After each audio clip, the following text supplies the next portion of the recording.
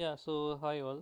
So the current problem which we are discussing is question number 231, power of 2. So we have been given an integer n which returns true or return false. It returns true in case if it is a power of 2. Okay. Okay, and the condition is if an integer is a power of 2. Okay, a number can only be a power of 2 if there exists an integer x such that the value of 2 to the power x is equals to n. Yeah, definitely.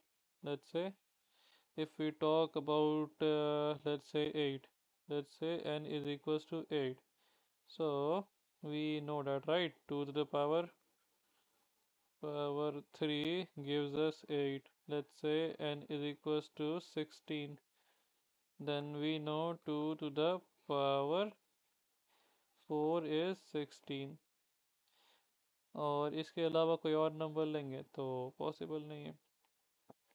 So we just get us to the discussion like एक काफ़ी interesting type का question है ये कि हमारा एक requirement ये है कि वी नीड टू चेक कि एक नंबर का पावर ऑफ 2 है या नहीं.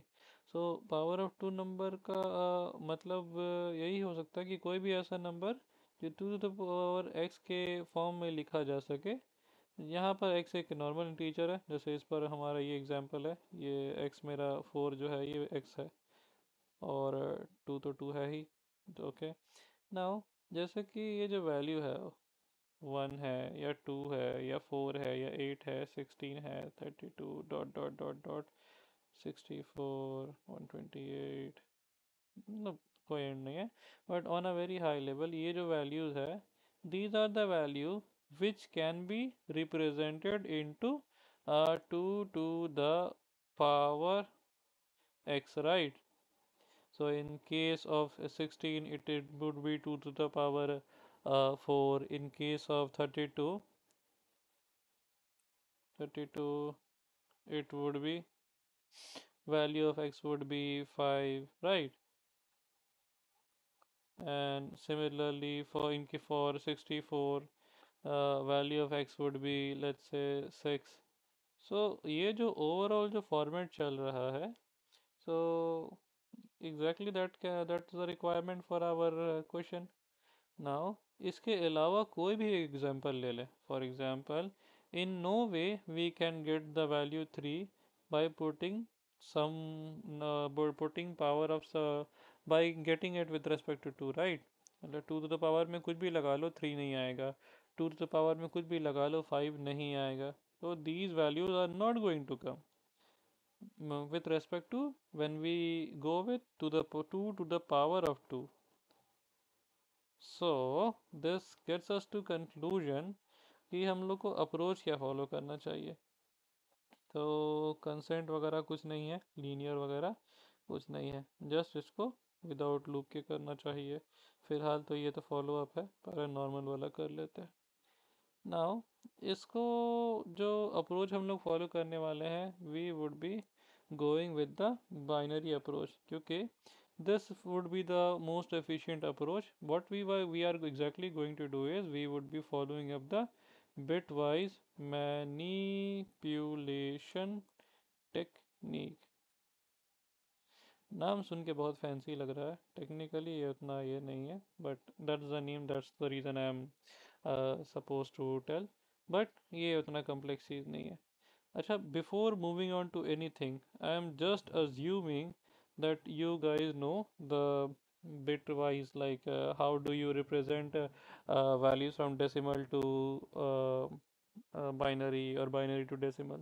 नहीं आता तो एक shortcut है, assume करते हैं most probably आता होगा. But let's say it is sheets dot new.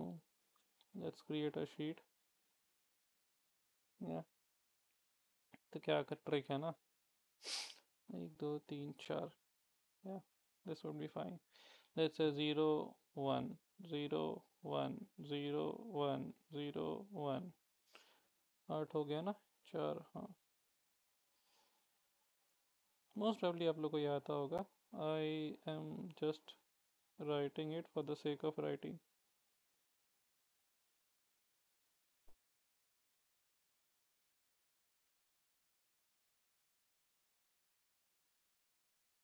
Okay.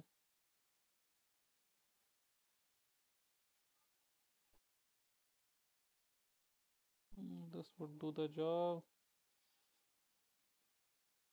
एक काम करते हैं, शीट अपना ही है, कॉपी पेस्ट कर लेते हैं। कौन दिखने जा रहा है? Control C and we are done. ये हो गया, यहाँ तक आ गए हम लोग। ठीक है। अभी एक्चुअली ये क्या है, ये मेरा बाइनरी में ये 1 है, ये 2 है, ये 3 है, 4 5 6 7 8 9 10 11 12 13 14 and 15.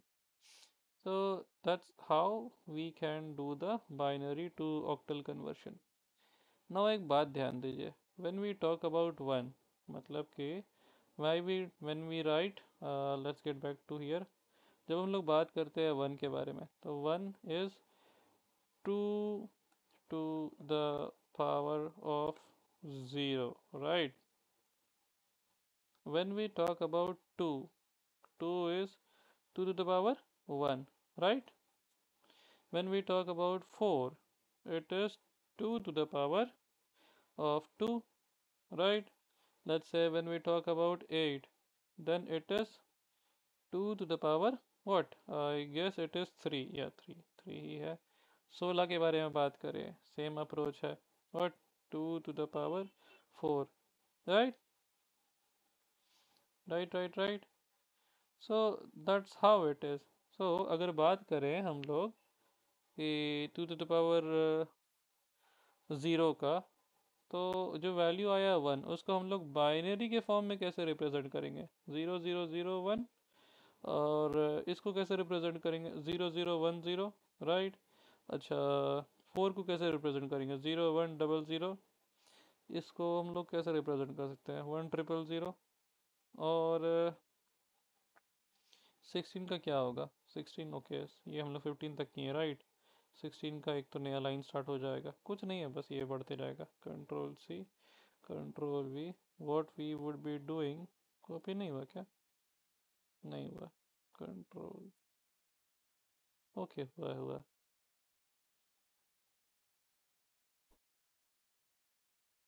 ये हुआ ना। अब अगला लाइन स्टार्ट हो जाएगा आर्ट वैल्यू का, अगर इन केस आगे जाना है तो। ऐसा रिक्वायर्ड नहीं है, बट जस्ट इन केस मन करे तो। Why we are writing this, because हमारे कंटेक्स्ट में 16 भी आ गया है हमारे एग्जाम्पल में।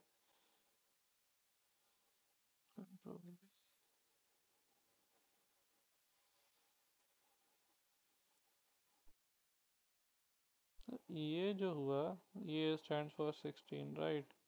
अब अगर 16 के बारे में बोलेंगे तो बेस का वैल्यू क्या है? 10000। सो ये जो बात कर रहे हैं 1 2 3 4, सो ये जो बिट वाइज वैल्यू हम ला रहे हैं, ये हम कहाँ से ला रहे हैं? हम लोग गूगल शीट से देख चुके हैं कि पहला बात है, ये मेरा खुद का मन गढ़ंत वैल्यूज़ नहीं है, these are all previously existing value. Generate कर या चेक करने का तरीका हम लोग शीट से चेक कर चुके हैं। सो ये सब नंबर में एक ख़ास बात है।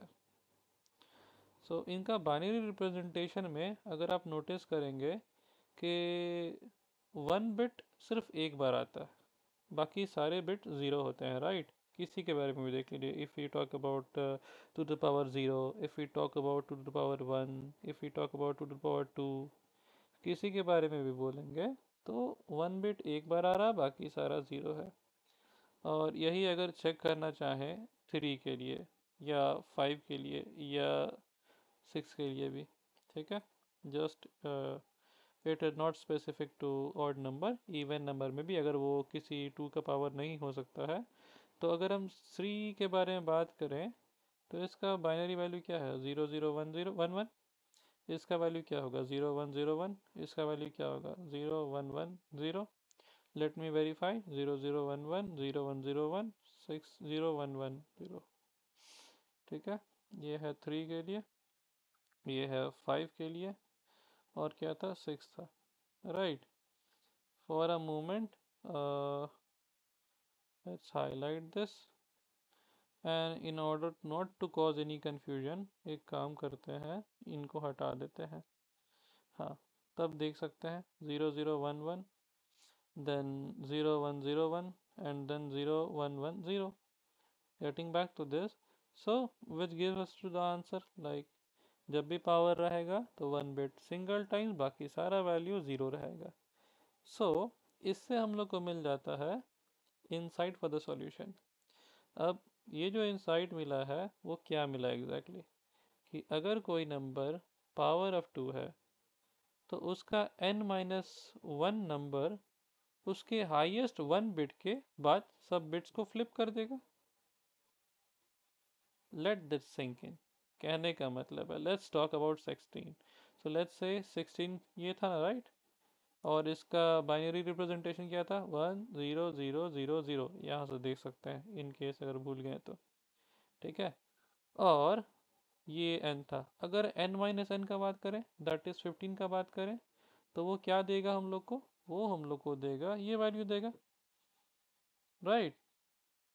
और अगर इसको रिप्रेजेंट करना है तो यहाँ पर ज़ीरो लगा देंगे अगर 5 बिट लेंगे तो ये जो वैल्यू है 0 1 1 1 1, सी 0 1 1 1 1, दी एग्जैक्टली ये उसका फ्लिप्ड वैल्यू है, राइट?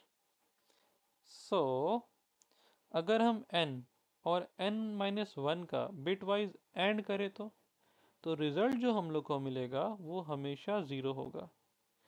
ये इसलिए हो पा रहा है क्योंकि n माइनस वन में हाईएस्ट वन बिट के बाद सारे वैल्यूज फ्लिप हो जाते हैं, राइट? अगर ये समझ आ गया है तो which gets us to the conclusion और फॉर्मूला काइंड ऑफ. सो क्या बोले थे हम लोग? ये एंड इसका मतलब n और n माइनस वन का अगर बिट वाइज एंड ऑपरेशन करवा दे तो क्या होगा? तो सबसे पहले क्या होना चाहिए, ये एक्स्ट्रा है बट इम्पोर्टेंट है. दो कंडीशन है मेरा. कंडीशन, ठीक है, सबसे पहला कंडीशन है ये होना ही चाहिए. और इसके साथ में दूसरा कंडीशन है कि n इसका बिट वाइज ऑपरेटर अगर n माइनस वन के साथ करा दिया जाए तो जो वैल्यू मिलेगा वो ज़ीरो मिलेगा. ठीक है. अब n ज़ीरो से बड़ा होना चाहिए, इससे पहले कर चुके हैं. n and n minus one का जो ऑपरेशन करेंगे वो ज़ीरो क्यों आएगा ये हम लोग समझ चुके हैं. अगर ये समझ आ गया है तब चलते हैं सॉल्यूशन की तरफ. तो एक्सप्लेनेशन लंबा था, solution is very much simple. Return जो हम लोग नीचे बोल के आए हैं, दैट इज़ ये दोनों कंडीशन को इम्प्लीमेंट कर देना है, and that is all I believe. So मेरा क्या होने वाला है? n greater than zero, right? And दूसरा चीज़ होना चाहिए n and n minus one. इसको ब्रैकेट में डाल देते हैं. ठीक है. ये क्या होना चाहिए? ज़ीरो होना चाहिए. If this is sorted then we can run. Let's run it and let's check it out. कुछ इश्यूज आएगा तो रिजॉल्व करेंगे. Okay, the solution is accepted. Let's submit it now.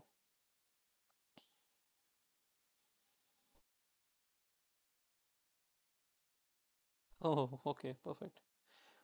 So let's close it now. Thank you.